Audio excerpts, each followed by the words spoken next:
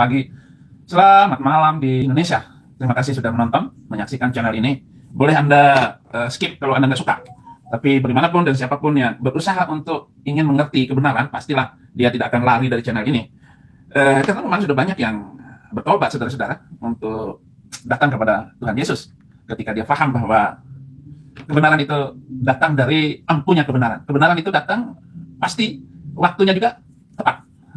Sama ada saya pada umur 40 tahun lah saya mengenal kebenaran ini, mengenal Injil, datang kepada Injil. Walaupun sebelumnya saya bolak-balik, saya belajar. Karena di perbandingan agama harus belajar. Dan bukan itu saja, 15 orang Kristen masuk Islam, ketemu saya, debat. Nah, dosa-dosa saya harus saya tebus sekarang ini. Itu karena saya nggak mengerti, nggak tahu kebenaran. Ketika bahkan ada pendeta masuk Islam. Aduh, lucu sekali itu orang. Yang saya bahas sekarang ini, batu hitam. Dulu adalah batu putih. Jadi kita lihat sejarah batu hitam itu menurut dongeng si Mamat, haid wanita lah yang menyebabkan Hajar menjadi aswad, menjadi hitam. Batu itu menjadi hitam. Berabad-abad kaum muslim berupaya keras menyembunyikan informasi-informasi yang berhubungan dengan kebiasaan menyembah batu hitam yang sudah ada sejak zaman pra-Islam. Tetapi itu sekali lagi, sekeras apapun usaha mereka untuk menyembunyikan sejarah tentang asal-usul batu hitam itu kebongkar karena YouTube, kebongkar karena internet. Nah sekarang bikin malu sendiri. Bikin malu sendiri dan cara satu-satunya adalah menerapkan pasal penistaan agama, penghinaan, dan saudara tahu agama yang paling dihina di dunia ini adalah agama Islam. Mereka berusaha, berupaya menyanyikan lagu-lagu "A'udzubillahi minasyaitonirrajim". Inilah doa-doa yang harus ditunaikan agar kita pandai menghafal. Nah, omongannya begini. Beginilah kita harus mendoakan dan orang tua kita. Beginilah tata cara sholat. Begini Allahu Akbar gitu. Ajarannya ngaco semua. Ara'aital ladzi yukadzibu biddin. Tahukah kamu orang yang mendustakan agama? Alladzi yad'ul yatim. Orang yang menghardik anak yatim. Itu yang dibahas. Alladzi an salatihim sahun. Mereka yang sholatnya komat kamil, koprak kapruk. Sholat aja lalai. Lalai itu bacaannya nggak bagus. Lalai itu tidak khusyuk, tumakninahnya kurang, rukun wajibnya diomongin hanya itu. Di mana nggak sholat? Saya sudah nggak sholat. Ayat-ayat hafalan sudah hilang semua. Ara'aital ladzi yukadzibu biddin, fadzalikal ladzi yad'ul yatim wa la yahuddu 'ala ta'amil miskin, fawailul lil musallin. Neraka wail bagi yang sholat. Coba bayangkan, yang sholat aja masuk neraka, di mana nggak sholat? Sekalian aja nggak sholat. Ngaco itu ajaran. Contoh ini sholat tadi sudah bukan inti pembahasan saya ini. Sebagai contoh ada sebuah bukit di dekat kota Mekah, sangat dekat dengan Ka'bah, Gunung Abu Qubais. Jabal Abu Qubais dalam maps Google itu bukit dari mana batu hitam Hajar Aswad itu berasal. Titik pertama yang ditempatkan oleh Allah Ta'ala di bumi adalah Ka'bah. Jadi Ka'bah itu titik pertama yang ditempatkan oleh Allah, tempat persembahan manusia di muka bumi. Lalu katanya Ka'bah itu adalah bangunan yang dibangun oleh Ibrahim dan Ismail. Yang ada kebohongan besarnya di sini nih, bahwa Ka'bah itu yang membangunnya adalah Ismail dan Ibrahim. Mana ada kapan Ibrahim ke sana? Di Al-Qur'an nggak ada jelas sejarahnya bagaimana, penulisannya ngarang semuanya. Baca kitab Kejadiannya. Jadi itulah yang ditempatkan oleh Allah di muka bumi. Bangunan pertama itu adalah Ka'bah, dan darinya bumi diperluas. Jadi dari Ka'bah itu diperluas terus bumi itu. Dan dari Gunung Abu Qubais, gunung-gunung di bumi ini dibentuk dari gunung itu baru dibuat gunung-gunung yang lain katanya gitu. Pokoknya pintar ngarang lah Nabi itu. Diriwayatkan oleh Ibnu Abbas, titik pertama yang ditempatkan di muka bumi ini adalah yang dilebarkan dan ditempatkan Ka'bah di atasnya. Jadi dari kitab Tanbir Syari Al-Jami' As-Saghir, hadis 2794. Kitab Al-Kashaf juz 1 bab 127, banyak sekali. Al-Kashaf itu adalah kitab tafsir juga yang terkenal. Nah, dikatakannya begini, Jibril datang dari surga dengan membawa batu hitam dari surga, dan dikatakan gunung Abu Qubais membelah dan melahirkan batu hitam yang tersembunyi di dalamnya sampai masa air bah. Dan itu dahulu adalah batu safir putih dari surga. Tetapi ketika darah haid menyentuhnya, warnanya menjadi hitam. Terjadi pada masa jahiliyah. Itu di dalam kitab Al-Kashaf jilid 1 halaman bab 127. Nah, perhatikan dengan saksama. Bentuk dari batu Hajar Aswad itu. Jadi dari darah haid lah. Maka bentuknya ini kayak vagina. Lalu dicium-cium begini. Nah, dulu ada apa namanya? Bahkan ada agama menyembah kemaluan wanita. Maka dibuatlah bentuk Hajar Aswad itu bentuknya persis kemaluan wanita, lalu dicium seperti itu.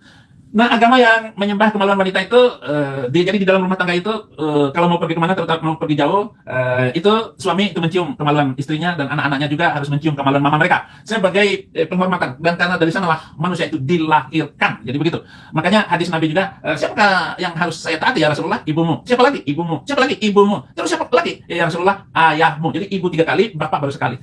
Itu melambangkan agama yang menyembah kemaluan wanita. Masih sampai sekarang di Arab itu, di suku-suku terasing, suku-suku Badui Arab. Nah, dengan melihat bentuk lubang batu itu berbentuk faraj wanita, dan saya sangat percaya bahwa batu itu sebenarnya adalah batu dari Dewa Siwa gitu. Ya, cerita Hindu sebelum Islam. Kaum wanita sering mengunjungi batu tersebut dan menyentuhnya dengan tangan mereka yang mereka sentuhkan terlebih dahulu kepada vagina mereka sendiri yang sedang basah dengan darah haid. Lalu mereka menempatkan tangan mereka yang penuh darah haid itu ke dalam lubang batu hitam itu sambil berdoa memohon kepada dewa kesuburan agar mereka bisa hamil. Tafsir Al-Quran oleh Al-Hawi atas Al-Quran surat kedua ayat 127. Wakila tamakhudu Abu Ubais fa insyaqdan anhu wa qad khubi'a fi ayyam taufani wa kana ya qutatan baida minal jannati dan seterusnya. Membelah menjadi dua dan mengeluarkannya yang tersembunyi saat air bah batu permata putih dan surga kemudian menjadi hitam karena tersentuh darah haid. Nah itu sudah saya bacakan terlebih dahulu. Jadi ada dua periwayatan Kitabul Astrofit Turas halaman 163 yang saya kumpulkan. Dr. Syed Al-Kimni, seorang imam muslim dalam Kitabul Astrofit Turas, berkata demikian bahwa pada zaman jahiliyah kaum wanita biasa menyembah Hajar Aswad, yaitu dengan menyentuhnya dengan tangan mereka yang terkena darah haid, sementara mereka telanjang. Jadi tawaf sebelum Muhammad itu tawafnya telanjang. Makanya disyariatkan oleh Islam bukan tawaf telanjang lagi, tetapi memakai dua kain, atas dan bawah. Dulu mah telanjang itu sebelum Muhammad membawa agamanya. Muhammad sendiri mengatakan, walaupun tidak jelas tulisan-tulisan di atas, kita melihat kembali hadis Jami'ut Tirmidzi nomor 803, telah menceritakan kepada kami, Qutaibah telah menceritakan kepada kami, Jarir dari Atta bin Sa'ad dan Rasulullah bersabda, Hajar Aswad turun dari surga dengan warna lebih putih dari susu, kemudian berubah menjadi hitam karena dosa-dosa anak-anak Adam. Abu Isa At-Tirmidzi radhiyallahu anhu berkata, hadis semakna diriwayatkan dari Abdullah bin Amr dan Abu Hurairah. Abu Isa berkata, hadis Ibnu Abbas merupakan hadis hasan sahih. Jami' Tirmidzi 803. Dari narasi di atas bisa dibuktikan bahwa si Muhammad penjahat kelamin sedang berdusta. Bagaimana mungkin? Jadi batu putih itu datangnya dari kira-kira nggak sampai lah 5 km dari Ka'bah itu, Gunung Abu Qubais, di mana batu hitam itu berasal. Jadi munculnya dari dalam tanah karena air bah Nuh, lalu ditemukan di situ, lalu dijadikan penyembahan batu hitam itu. Nah, inilah cerita-cerita yang lucu. 12 tahun Muhammad itu tidak poligami. 12 tahun ayat-ayat Al-Quran itu baik, sopan, bagus, penuh dengan syair-syair. Maksud saya begini, bahwa ayat-ayat yang diturunkan di Mekah itu damai, sejahtera, baik gitu ya. Oh, bagus sekali gitu. Tetapi begitu Muhammad menjadi pemimpin, kemudian dia melakukan perampasan perang, turunlah ayat perang membunuh 5.000 Yahudi, Kristen diusir dari mana-mana ketika di Madinah. Nah, inilah saudara-saudara, bagaimana perilaku Muhammad yang dulunya bagus, begitu melihat kekuasaan, dia berubah total. Dia punya wanita, bahkan tidur dengan 30 wanita. Nah, Hajar Aswad itu gambaran dari kelakuan Muhammad yang pedofil, kelakuan Muhammad yang hanya memikirkan syahwat. Emang tidak salah, karena pengaruh uang, pengaruh harta kekayaan itu banyak sekali. Nah, lihatlah ustadz-ustadz itu. Awal-awalnya baik, bagus, tapi begitu dia dapat uang. Yusuf Mansur, itu kasusnya nggak ketahuan lagi. Polisi itu gimana itu polisi?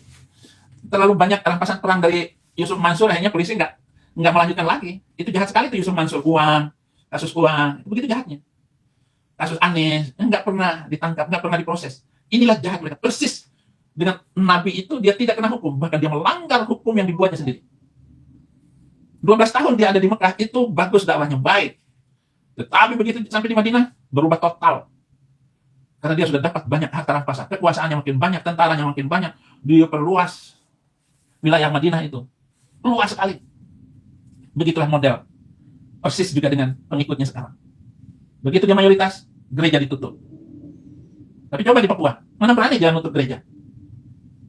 Padahal undang-undangnya sama. Di Manado, mana berani dia tutup gereja? Inilah kelakuan pengikut Nabi itu. Sebenarnya bukan orang Indonesia masih baik-baik, tapi ketika dipengaruhi oleh ajaran Muhammad itu, semuanya berubah, semuanya jahat. Kenapa? Karena nabinya juga seperti itu. Bayangkan dia membantai orang Yahudi, orang Nasrani itu. Tidak berperi kemanusiaan. Yusuf kalah itu, jahatnya minta ampun. Dia sejak SMA-nya, sejak kuliahnya itu, Yusuf kalah itu. Ketika dia menjadi ketua majelis ulama, ketua mahasiswa HMI, Yusuf kalah memerintahkan membakar gereja-gereja di Sulawesi. Tahun 80-an berapa begitu. Itu Yusuf kalah, saudara. Jahat sekali dia. Kenapa? Al-Quran yang menjadi penyebab utama. Kenapa mereka melakukan hal sejahat itu? Nggak disangkal, saudara-saudara. Dan akan begitu semuanya. Kalau mereka nggak sadar-sadar, kalau kita tidak memberikan pengajaran etika, akhlak bagi anak-anak bangsa ini, saya percaya Indonesia akan hancur, saudara. Hancur Indonesia akan hancur. oleh orang-orang yang sangat tidak bermoral karena mengikuti ajaran agamanya. Mereka bebas. Mereka bebas melakukan karena mayoritas. Kita minoritas. Tetapi kalau nggak diomongkan seperti ini, nggak sadar-sadar. Karena Nabi Muhammad tidak menunjukkan teladan yang bagus. Muhammad Shallallahu Alaihi Wasallam. Semoga Allah merahmatinya. Bukannya Muhammad Subhanahu Wa Taala. Muhammad yang maha tinggi di atas tinggi-tinggi, di atas soto rumah. Kalau diomongin begitu marah nanti, penistaan. Terserah saya lah. Karena Allah dengan Muhammad ya sama aja, nggak jelas Muhammad itu Allah atau Allah itu yang Muhammad. Saya didoain mati terus sama penonton Muslim. Jadi tiba-tiba 12 tahun di Mekah, ayat-ayatnya berbicara tentang damai, bagus, terhormat. Tapi begitu masuk Madinah tahun kedua, turun ayat perang. Peranglah kamu. Jihad. Jahidu finna, wajahidu finna. Dan fi subulana. Jihad di jalan kami. Jihad fi sabilillah. Makanya teroris-teroris itu sebelum melakukan bom bunuh diri, dia alat kelaminnya dibungkus yang rapat terus dikunci.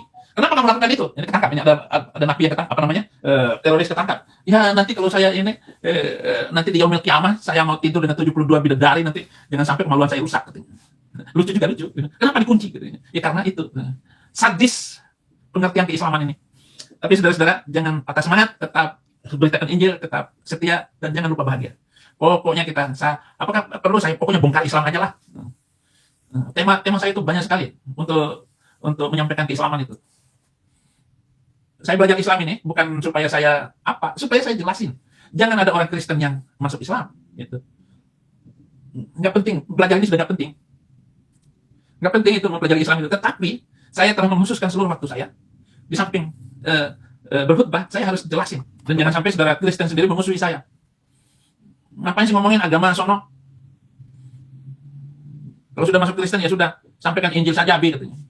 Tapi saya juga nggak tahu siapa yang ngomong kayak begini. Benar-benar orang Islam kah atau orang Kristen yang pura-pura Islam atau orang Islam pura-pura Kristen lalu menasihati saya? Saya tidak peduli. Saya tetap akan menyampaikan apa yang harus saya sampaikan untuk dan saudara-saudara bisa membuka video-video saya sudah ribuan tentang perbandingan agama.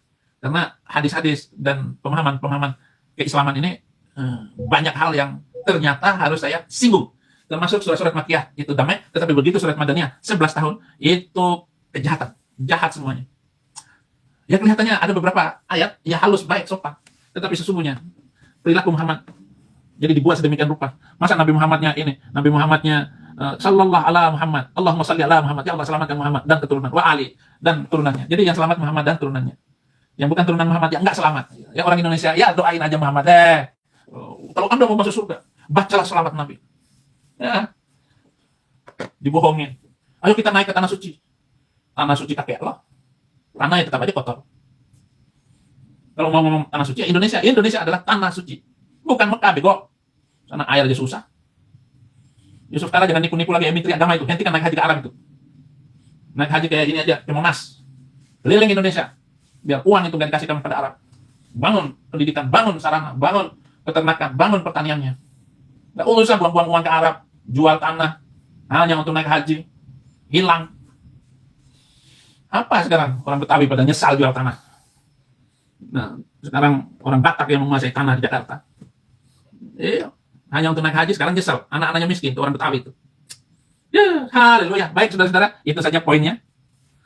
Poin Jabal Abu Qubais, batu hitam, premanisasi ajaran Mamat. Terima kasih. Selamat malam, selamat haleluya.